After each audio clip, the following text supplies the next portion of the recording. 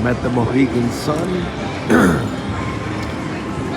Connecticut. A couple of my friends are playing whatever they're doing.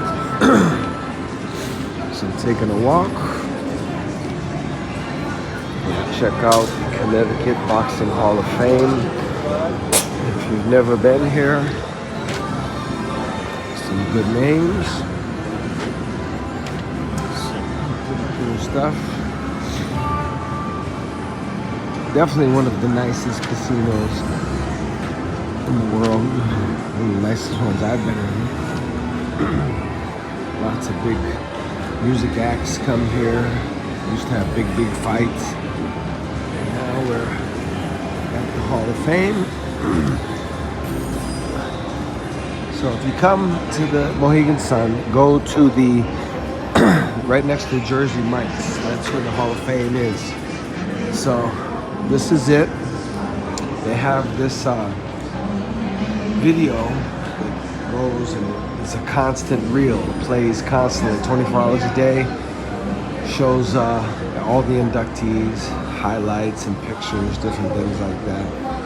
So these are so far all the people who are in the Connecticut Boxing Hall of Fame. I know quite a few of them. Matt Adelino, 7-week champion, he's actually buried at Mount St. Benedict Cemetery, like literally like 50 yards from my mother. That's Ted Lowry, the only man to go the distance twice with Rocky Marciano. And many people think he won the first fight. Ted was a good guy. I knew him when I was first amateur. I actually fought 3 of his amateurs. Eric Harding, really good fighter, really difficult style. He was actually my sparring partner when I fought Michael Nunn. He helped me get ready 100%. He was a very good fighter, great jab. Got Daryl Peoples from the IBF, good guy. Angel Vasquez, Nito, big puncher. John Ruiz, he fought Evander Holyfield like 50 yards from where I'm standing right now. Johnny Duke, the legend from Hartford. There's not even enough time to talk about what he did. Willie Pep, 229 victories. Bernie Reynolds, my father was actually in the Army with Bernie Reynolds. That's how I first ever heard of him. Vinny Pazienza, Arnie Bear. Arnie Bear actually passed away while he was driving fighters for a morning run on a Saturday in Hartford. And the truck they were in flipped over and he passed away.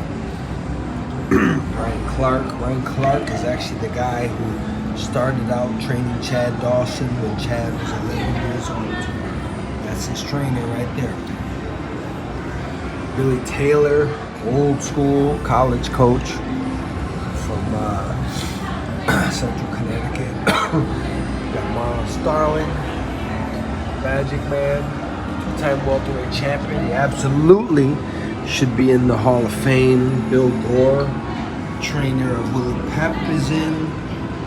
We got Shelly Finkel, who managed Mark Breland, all those main events guys back in the day. George Cruz was my trainer, but I fought for the title against Henry Lasky. Slapsy Maxie Rosenblum, 210 wins. John Burns, he was the commissioner for most of my time as a pro. Freddie Roach. George Russo, tough old guy. I fought a few of his fighters back in the day. George was a tough man, 100%. Mort Charlotte, he advised me for a little while when I was pro. Dana was a good puncher. We got me, the Iceman, right here. Travis Sims. Guys I know, let me see. Duke Lawson, he refereed a few of my fights back in the day. Don Trella, I actually just ate at a restaurant and he was sitting at the table next to me. Believe it or not, Mac Buckley, my first manager and trainer. Al Bernstein, long-time ESPN and Showtime broadcaster. Sean Malone, my first fight ever, May 20th, 1983. I fought Isidro Roman in an exhibition, and Sean fought his brother Jerry Malone the same night. Tavo, he's a coach in Connecticut. Johnny Callis, he was a college boxer. He actually is a referee now. He owns the gym that I train at. Desi Clark, my first day ever in the gym in Hartford, 1982. He was there helping me work on the heavy bag. Gaspar Ortega, legend, 131 victories. Sean Sr., he refereed some of my amateur fights early on. Luigi Camputaro, Sucro Real Oliveira. Pito, I trained Pito for a little bit, sparred with him many times. We're actually in the gym with each other every day now. Joe Testor, my buddy, good guy from Connecticut. Joe DeGuardia, Bob Yalen. I actually sparred with Bob. Bob is the guy who found that Julio Cesar Chavez had a loss early in his career that was overturned. That was Bob that actually did that. Irish Mickey Ward, can't even say enough. Troy Wortham, ESPN welterweight champion, 1985. Vicious left hook to the body. Really, really tough. Body puncher. William Hutt, rest in peace, really good guy. Kelvin Anderson, he went down in the plane crash 1980 that the United States boxing team went down in Poland. Tyrone Bulls, I used to spar with Bulls. He passed away last year. We kept in touch all this time. Lawrence Claybay, I actually sparred Claybay. I worked his corner, I trained him at the end of his career. Just talked to him the other day, good guy. Peter Manfredo, boxed many rounds with each other. Mike Oliver, I trained Mike different times as an amateur and a pro. Danny Schiavone, my buddy. Dick Flaherty, he refereed my fight on USA Tuesday Night Fights in November of '89 with Alfonso Bailey.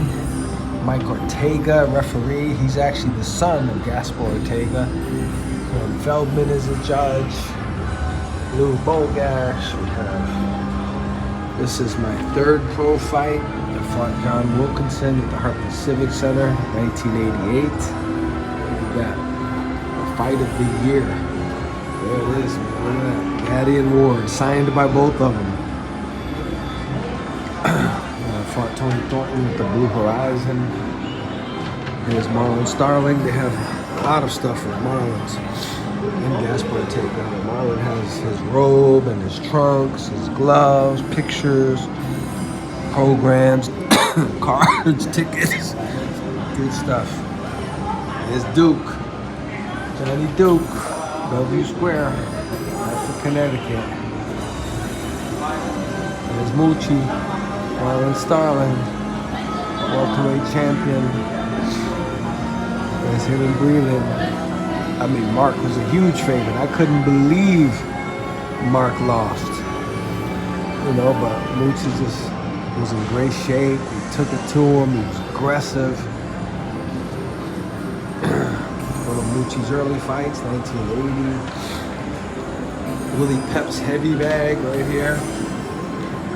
Actually, Willie's heavy bag. Willie Pep. Okay. Gaspar Ortega, Chico Bijar. Now they do these drawings of the people, right, in the Hall of Fame. Let me see. I know I'm in here. The guy did good on most of them, but I don't know about mine. Where is it? I can tell. You know a guy can draw when I can tell who it is. Like there's Kelvin Anderson, Sean Malone, David Rosenblatt, Eric Harding, Al Bernstein, Luis Quintero, Vito Cardona. But let me see, where am I?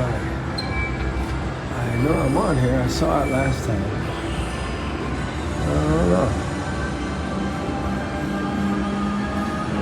Let me see.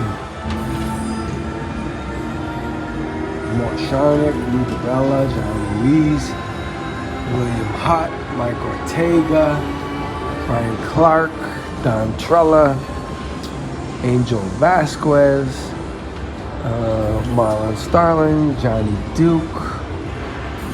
We've got, oh, there's me. Okay. Does this look like me? I can tell it's me. But I think I look more like Luther Val in that picture. I gotta show Lou, see what he thinks. And this is actually the robe, Johnny Duke's cornerman jacket that was just put into the Hall of Fame today. My boy Ike put this in. This is Pito Cardona's IBO championship belt. He won against Jeff Mayweather back in the day, I think 1992. We have some postcards from Germany when I fought Ratchigani. They actually had postcards made. It was pretty cool. This is a book by Mark Allen Baker. Lots of information and history. It's called Connecticut Boxing, The Fights, The Fighters, and The Fight Game. I'm sure you can find it online if you want to order. Guys, and that's it. I always like to show. So they have Vinny Paz there. They have, that's when I fought Henry Lasco for the title. That's a picture of me and Nunn. The shoes I wore in my last fight, and a guy, I had sold them on the internet years ago, and the guy, when they started the Hall of Fame here, he found them and he bought them back. So when I came in here, obviously I was pretty shocked to see them again. The gloves that I fought Ratchigani in Germany, they're actually Kronk gloves. They were made, Emmanuel Stewart had them made because he trained Ratchigani. So kind of cool looking glove. It says Kronk on it. There's Boxing News. I gotta show the guys from Boxing News. This is from 1965. Boxing News. Some cool stuff. And that's it. So, that Badalino. That's it, guys. So if you're ever in Connecticut, you want to come to the Hall of Fame, this is the place to be. All right.